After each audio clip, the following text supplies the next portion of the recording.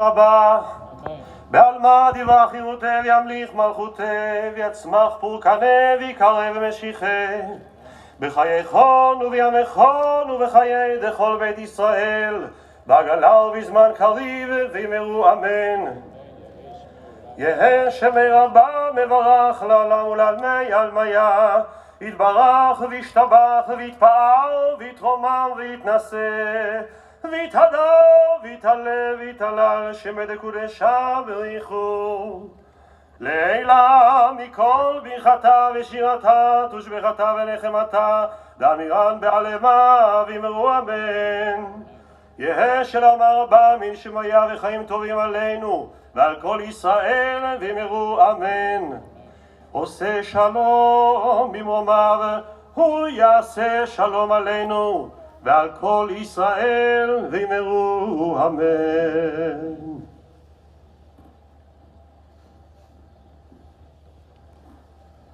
Thank you. Please be seated.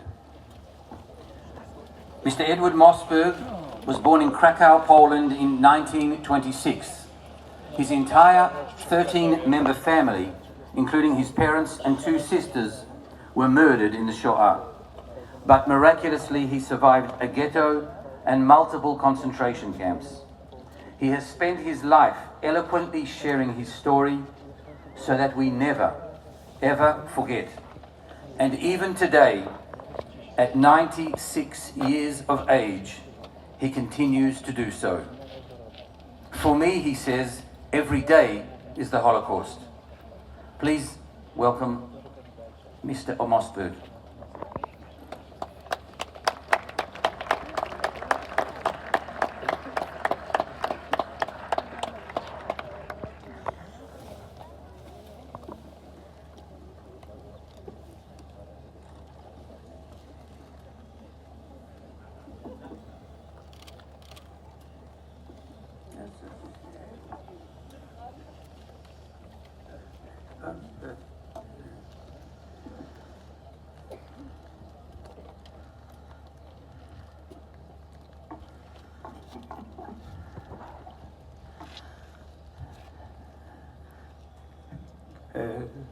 Good evening, ladies and gentlemen, and the distinguished guests.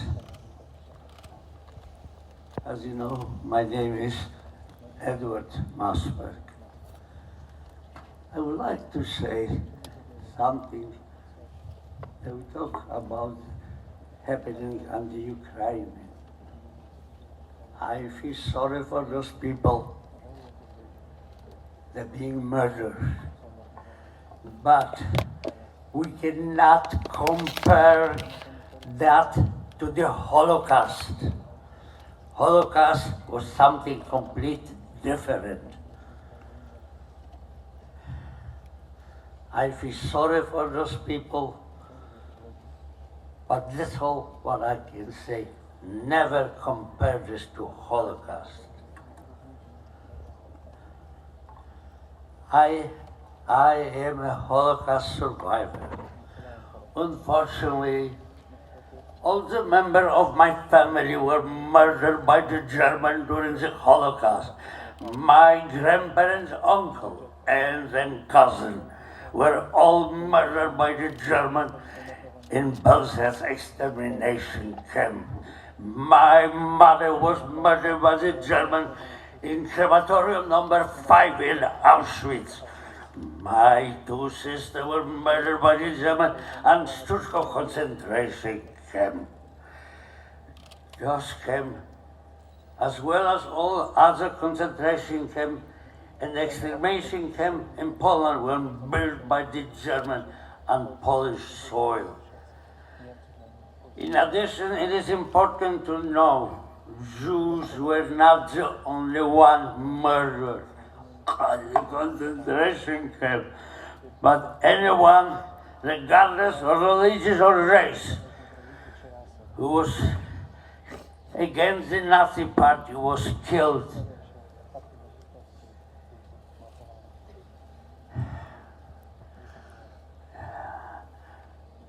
Now it is the 77th anniversary of when my mother, Bronisława Berta Mosberg, was murdered. Prior to that day, I met my mother at the assembly place in Plaszów, and I gave her a piece of a meat. I put into the mouth, but she spit it out.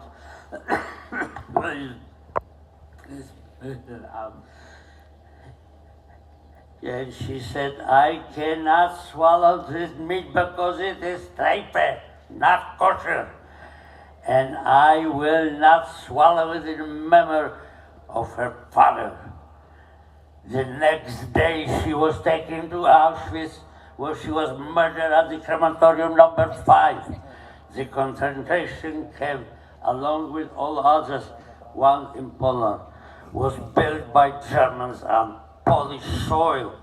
We should remember there were no Polish concentration camp or Polish extermination camp. The world should know about the cruelty and atrocity committed by the Germans at those horrific places, that they murdered 6 million Jews, a million of others, and those concentration camps and extermination camps. Since the Germans built those camps on Polish soil, they should pay for the maintenance of those concentration camps and extermination camp in Poland, so that the world will never forget about what happened during the Holocaust. I will never forget or forgive the murder of my mother and the rest of my family and the 6 million Jews and the millions of others who were murdered by the Germans during the Holocaust. How can I forget or forgive the barbaric murder of my family in the Gestapo, Auschwitz, Birkenau, Majdanek, or Treblinka? To forget or forgive would mean to kill the victims a second time. We could not prevent their first death. We must not allow them to be killed again. We have no right to forgive. Only the dead can forgive.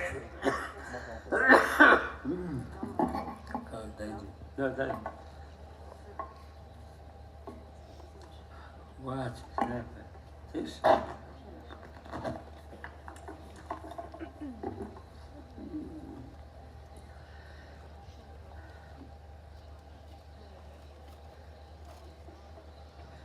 As long as I live, it is my obligation and duty to tell about the atrocities that were committed on my family and the 6 million Jews. I want to tell you about my wife. I met Cecile in December 1942 in Wieliczka. A group of people was brought to Wieliczka from Kraków ghetto to cleaning after the Jews who lived there and were sent to Belzer's extermination camp. Cecile and I were in that group to do the clinic. When the job was finished in Velichka, we were brought back to Krakow ghetto. In the ghetto, I sometimes saw Cecile on the street, and then later in the concentration camp, Ashro. You see,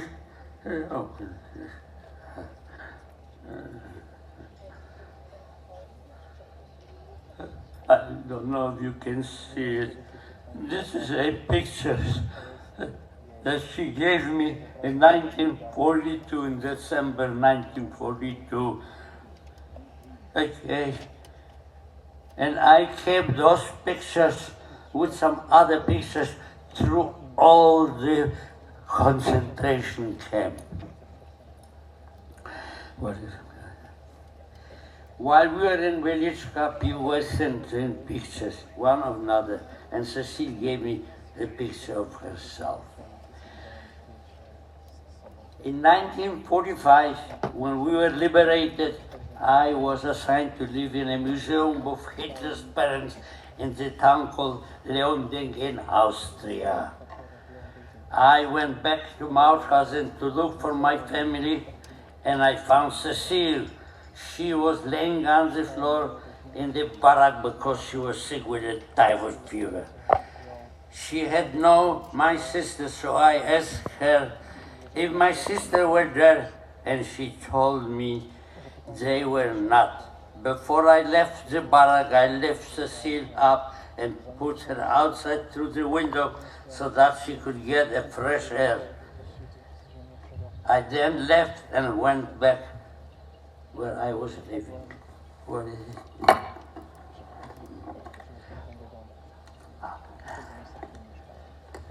Then somebody said that there were some survivors from Krakow living in Hanover, Germany. Cecile and other people want to go there, but they were afraid to travel such a distance. I took some people, including Cecile, to Hanover to look for family members. No one was able to find any family members, so we went back to the farmhouse in town of Hart. A while after, Cecile and some other people went to Krakow, Poland. Cecile found her father, who survived Buchenwald concentration camp. I then decided also go to Krakow, Poland, to look for my two sisters, because I already knew that the rest of my family were murdered by the Germans. Once again, I found Cecile there walking on the street. While I was walking on the street with Cecile, we met a woman and approached her and asked her where she was liberated from. Her answer was Stutthof concentration camp. She told me that my two sisters and my wife's one sister were murdered at Stutthof. One day the Germans lined up 7,000 people and they shot her with a machine gun. The next day was liberation. I knew now my search for my sister was over. At that time, I was sick with tuberculosis of lungs and bones. I decided to go to a doctor, and Cecile came with me. The doctor said that I only had a few months to live because there was no medication to cure the illness. It was at that time when I realized that Cecile was interested in me, because she went with me to the doctor and tried to encourage me to go to Italy to try to get cured there. So in 1946, I went to Italy to several hospitals in the summer. In the summer of 1947, I got clean bill of health from the doctor, as the tuberculosis disappeared, and I went back to Krakow, Poland. Cecile was waiting there for me, and that is when I realized that I was interested in her. Cecile and her father decided they want to go to Belgium because they did not want to stay in the communist country.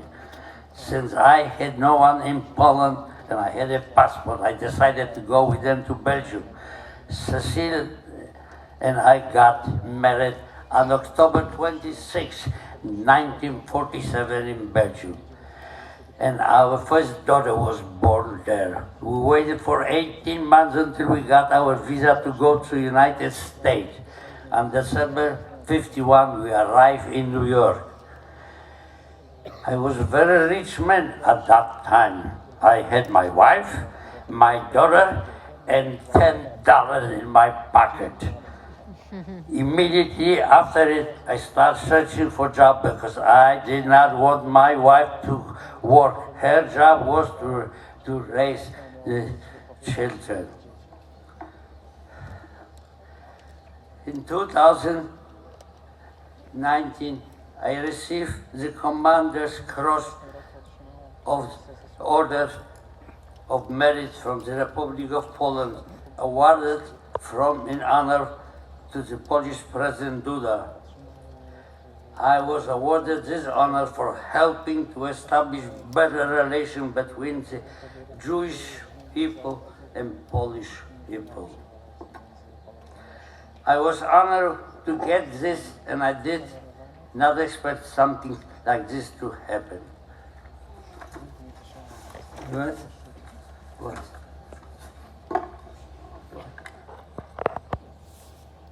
What?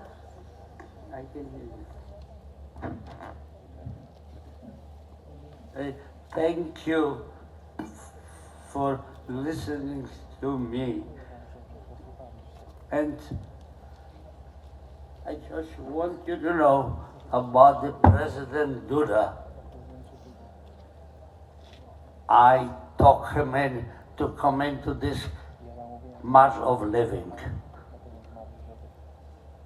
He is a president who is a friend of the Jewish people. He can stand the anti-Semitism, and he gave me that medal in honor that I help keep the good relations between Poles and the Jewish people. I want to thank you once more, and God bless you all. Thank you. Thank you.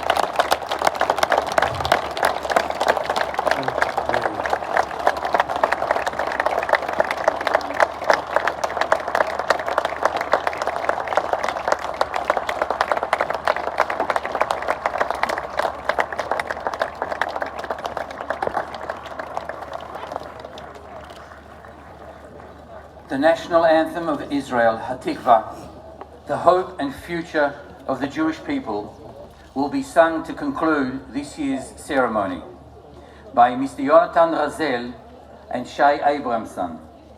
On the screens behind, you will see dozens of young immigrants who recently escaped the war in Ukraine and have arrived at the Jewish Agency's Carmiel Absorption Center in a special program called Immigrants Forward, as well as those participating in the Jewish Agency's Cellar program, comprised of young immigrants from the former Soviet Union. They are singing Hatikva together with us, the anthem of the State of Israel, their new home, as they hope for the safety of their families and friends who are still in the battle zones. Please remain upstanding.